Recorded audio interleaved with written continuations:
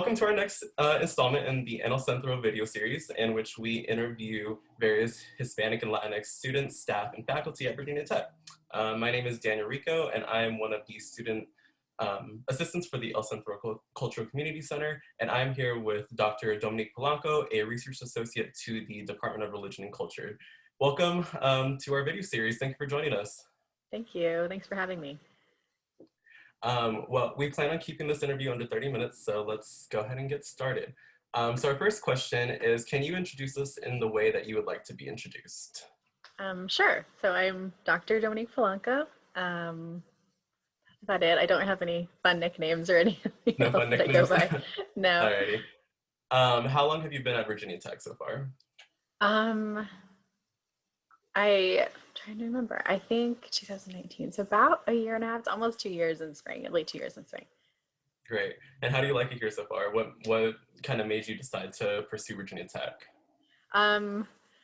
Well, in a million years, I never would have expected to be here in Blacksburg, and that doesn't mean anything good or bad. It's just so far from home. I originally came here with my spouse, who got a position as first a postdoc and then assistant professor in history. And that's why we moved across the country. At the time, we were living in Tucson. We're originally from Southern California, so that's why I'm so far away. And as academia works, that is very lucky and fortunate to have a position. So we were very happy to come. I didn't know very much about any of the humanities at Virginia Tech. I knew a lot about kind of STEM and STEAM a little bit. And I know it's a really good university, but I knew nothing about Blacksburg. So, and here I am, and I'm actually really happy. I am really was surprised how much I'd like this environment, literally the environment, being in the woods like this. And yeah, everyone's been extremely welcoming. So it does have a very small kind of community feeling, which once again is also new to me, but I really am enjoying that. Sure, yeah, I love Blacksburg, and it's funny that you said that you're from the West Coast. My family's actually from San Diego, and all my extended family actually went to ASU, so we got that little connection there, right? Okay. So how do you identify yourself? Do you consider yourself Hispanic or Latinx? And could you just kind of give a little bit more, I guess, background in that sense? Like, how do you feel about yourself as a person in that identity? Yeah. I today call myself Latina and identify with the Latinx community, and coming from the Southwest I've experienced the several waves of different kind of Hispanic to Chicano, all of these different identities that have emerged and kind of been around me. I never really thought about growing up. My family, my father's side is Mexican American, so he grew up in LA, and so he is of the generation that would have identified and did identify and was the Chicano student kind of uprising in most of the universities in California. So my family has been witness to and definitely been part of sort of these different movements of identity in the US for Latino people. I grew up considering myself checking the box of Hispanic, which now I don't really care to do, which once again, I think everyone is kind of grappling with when it came to the census. Right. And I also grew up in the 90s in California, where there's lots of, mass deportations and lots of terrible things happening, I think, to immigrants and anyone who looked like me. So this is something that I think now as a professor, it's a wonderful experience that I get to identify as and kind of be in a different position. But yeah, I kind of know a little about those histories of identifying, and then now, even with the voting identifications of how we identify, it's really very political and very outside of our hands. So I'm really happy to be part of a community that now is identifying Latinx and have that inclusivity, especially with the X. Sure. And that's really important to me now. But I'm also interested to see what the next wave will be, and I'll probably go with that as well. Definitely. I know that it is a little difficult for people to kind of keep track of all the new terminology and things. But I like the fact that, now I guess the movement or so, it kind of explains, what it is. And I feel like a lot more people are starting to get more comfortable with who they are. And now that we have solid wording for it. So going off of that, what do you believe has been your biggest challenge as a Latinx individual in either the New River Valley or just in higher education in general? I'd say it's probably the same thing in both, and that I'm one of maybe a couple that I see in any kind of room. I remember going from undergrad to grad, I was the only Latina at all in my class for my master's program, my PhD as well, um, which never matched with like the reality of living in Southern California. I went for my master's program. I was at UC Riverside, which is one of the most diverse. University of Arizona is a Hispanic serving institution. So there's lots of kind of community. You go outside, you hear many different languages, so diversity is around, but not seeing that in the classroom. Right. Was unfortunately an extension of kind of the educational experience, but the more I kind of figured out how I was identifying and a lot of the microaggressions I experienced in the classroom and outside of the classroom, just in academic settings, I realized how much representation really mattered. Mm-hmm. I'm finding pockets within the New River Valley of, you know, Latinx and Latino markets and lots of, you know, community members. There's lots of community within the faculty as well and staff. And so I'm finding kind of these pockets. And I think that really is necessary for myself and my family to find comfort and community. And they're welcoming too. So that's always nice to have someone who's excited to welcome you into their community. Yeah, I think that the idea of kind of the larger statistics of the Latinx population of the US, you know, growing, and no longer being a quote unquote minority, and not seeing that in education, not seeing that in any kind of representation of power is an issue. I take issue with that. And I think that, you know, my position is helpful to just kind of be here, exist, but also, you know, even within what I study, which is Latin American art history, there still isn't as much representation as I would think would be comparable to kind of the reality of the US or Latin America, especially. Sure. Yeah, it's really, it's actually like, I would say really inspiring that we have individuals like you who are in higher ed because just as you said, going into a classroom and you see like you're the only, you know, Latinx individual in the class and you're just like, oh, okay, like, should I be here? Should I not? So it Mm-hmm. definitely, I feel like that's something that a lot of students can relate to. But going off of, you mentioned your art history uh, degree. What made you go into that route? You know, I had read that you went to your undergrad for Latinx and Indigenous People Studies. Is that correct? It was actually English and world literature, so it was kind of Oh my expansive, global. Yeah, no, I kind of God. changed into art history for my graduate degree, actually. Okay. Yeah, So so what? oh, go ahead. Oh, I'm sorry. What made you pursue art history? Like, what sparked your interest in that realm? Um, well, first of all, I had no idea what art history was until I was graduating with my BA. So it's the last couple of semesters where I realized, oh, I like this. What is this? So until then, like I said, I kind of always was interested in all kinds of arts. I went into English and really enjoyed literature and studied kind of, once again, like world literature. So I studied African diaspora and lots of, you know, feminist American writers, things like that. But I knew by the time I graduated, I was not going to pursue that for graduate school, but I wanted to do something in graduate school. And I fortunately was able to study abroad in Italy my junior year. And that's really where I kind of put everything together. I really fell in love with Renaissance art, which I think most people do when they go to Italy, Yeah. hopefully. And I was fascinated by seeing some of these pieces actually what is called in situ, so where they're supposed to be in churches, not just on the wall or in a glass case. I was really kind of moved by most of the art that we got to see and just walking down the streets and hearing the church bells and existing in this space that had so much history. Mhm. And I realized I was one of the few people who was fascinated by the tours we were taking. Most people were sitting on the floor waiting for lunch, and I was just enamored by these long, you know, tours that we took through the Vatican and other places. And Right. when I came back, I took more art history courses and was hell bent on being studying Renaissance art. And I actually took some art history classes after I graduated and was told that, you know, this is such a, you know, an exhausted topic, and why don't you consider something kind of adjacent to? And it was Mhm. fortunate, and I'm going to date myself, but around that same year, there was a very large traveling exhibit on Latin American art. I believe that's what it was called. And it was colonial art. So I went to visit that at the Los Angeles County Museum of Art, and just, I found my calling, I found my love. And what it was is sort of this, you know, convergence of this Renaissance art, but in the Americas. And so the complexities of the culture and the materials, everything just really excited me.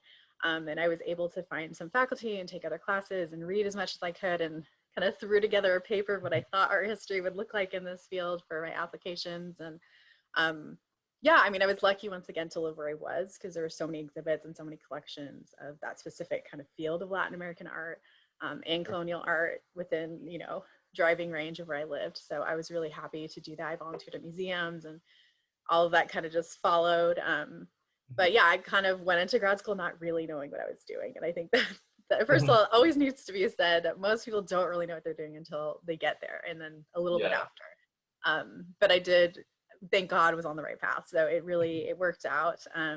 And also because of where I lived, I got to go to lots of conferences and meet lots of faculty that weren't just part of my universities. So museums are constantly having exhibits and panels and conferences. So I met and kind of expanded more and more the field. So what I also study is not kind of traditional art history. So I don't look at just paintings. I look at kind of materials, literature, many of different things that are produced at that time too. So I kind of came in through the side door of not having an art history degree, and then pursued kind of these non-traditional objects as well.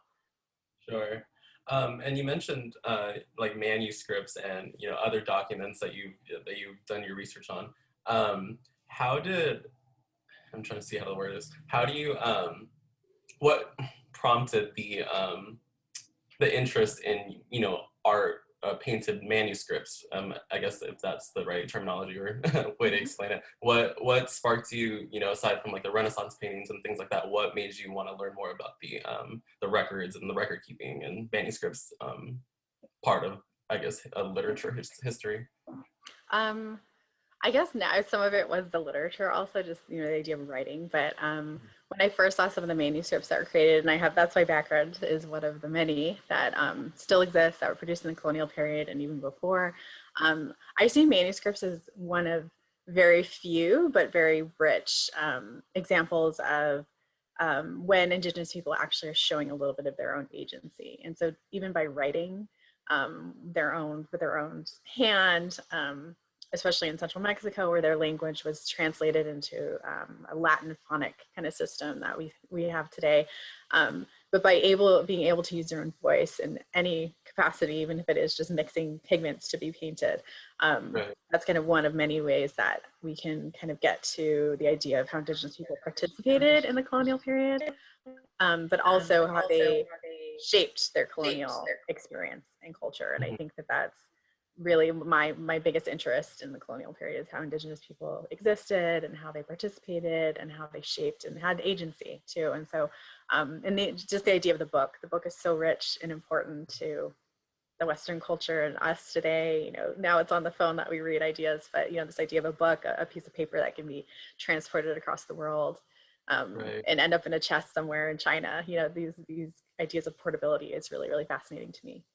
Yeah, and that's super cool that, you know, documents from thousands, or I don't know if thousands, but like hundreds of years ago, you find them, like you said, in a chest in China, and you look at them, you're like, whoa, that's a whole bunch of history. That's a whole bunch of information that maybe we weren't aware of. That's really awesome. Do you find it difficult, I guess, living in Southwest Virginia and still being able to find, I guess, different Latinx or Hispanic, Indigenous works to like to do your studies on, or is it like do you have resources to that? I don't know. Does Virginia Tech offer you the resources that you Yeah. need for that?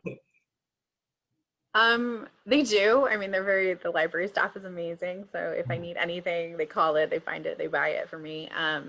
But I was really, and the summer proved that, I was really happy and fortunate to be able to find a lot of the sources I needed online. Most of the libraries, is like the one behind me, this manuscript for my background. The main libraries have scanned them. So I asked this manuscript in particular I wrote about for my dissertation is in the Biblioteca Nacional de España. So it's in Madrid, and I emailed with them and asked them if they could, you know, scan the front cover for me, because I wasn't part of it. And so they're really, I think, understanding because of COVID, but for the most part, they're really welcoming to scholars in Mexico. I'm friends with a lot of archivists in the National Archive. So I was able to email a few and ask them, you know, if they could remind me of the call number, whatever it might be. But I am more used to going to Mexico at least once a year. And so that was just the reality for all of us, that we couldn't travel. But the most part, most things are digitized. For me, that's helpful enough to do research, but there's something about in what I do, touching and seeing and things that you can't necessarily see from a scan. So it is really important that I see the actual object at some point during my research. But to start preliminary or kind of wrap up an article is definitely manageable. Mhm. That's cool. That's cool. Thank you. Um, so a little bit, I guess, a turn from that. I also read on your biography that you are a recipient of the Medici Scholar Award. Could you tell us a little bit more about that? Like, what'd you do to receive this award? Sure. So that is a scholarship program that is at University of Arizona. It's through their larger School of Art. And what it is their funding comes from local donors. And so what they do is they basically sponsor a student, usually through the summer, and they do kind of everything because it's School of Art. So students apply who are undergrad to grad, and a lot of them are performing artists. They do dance workshops for the summer, or theater programs, or music. My case, I did it to do research. But it was a wonderful experience for me to do that several summers in a row, because I get to meet community members that I likewise never would have met. It Right. was wonderful to feel that people cared, that weren't just within my faculty, that people cared about the arts, cared about us getting our degrees. There were components to where I got to meet my sponsor. We'd have lunch. We'd send thank you notes, and I would invite them to presentations. So it was really, really wonderful in that way. And it was a great kind of connection, once again, between the larger community and the university and individuals. So that's where that sponsorship came from, and that's where that program was. And it was like any other fellowship. I had to apply. I had to have a budget, everything else. It was wonderful practice also to apply for larger fellowships and grants to kind of get that experience. Right. But yeah, it was a wonderful experience. That's really cool. Do you have any, I guess, advice that you could share with some students that relate to, applying for grants like that, or maybe going into your doctoral degree? Like, what would you say that you wish you knew at that time when you were going through that phase of your life? Um, I guess one thing I wish I knew, but I'm kind of glad I didn't, is that you're never finished. And so the first round of applications is only the practice for the next round of applications, is only then it goes into grants, then it goes into jobs, and it goes into articles. So you're never quite finished. And I think kind of surrendering to that is a good idea. But also finding something you're passionate about, because the work is hard, but in the end of the day, when you can get a little bit excited, even if it is just talking about one little aspect of it, or the longer term goals about it, is really necessary. And it's so cliche, but it is important to care about what you're doing. And also not to worry about what other people think necessarily. Obviously, if you're not getting into grad school and other things, maybe you're kind of repositioning your application. But no one in my family is an academic, and no one studies Mexican art history. No one really. Some people went to museums, but definitely not as much as I do. They've Yeah. learned to love some of what I do, but I was the weirdo. So kind of realizing that you don't necessarily have to do what your family expects, or kind of keep pushing, and eventually they'll get it. Family support's important, but that, if they don't get it, that doesn't mean it's wrong or bad.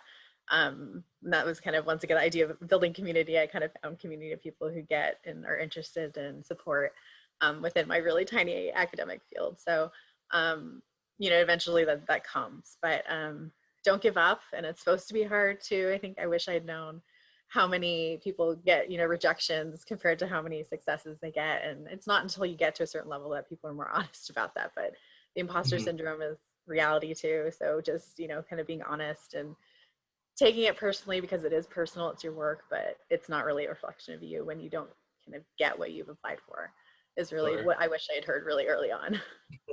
Definitely. Syndrome will strike at the worst of times. Yes, yes. Um, all right, so I guess just trying to wrap up, I'm gonna ask you a few more questions just as general. So, what is making you happy during the pandemic?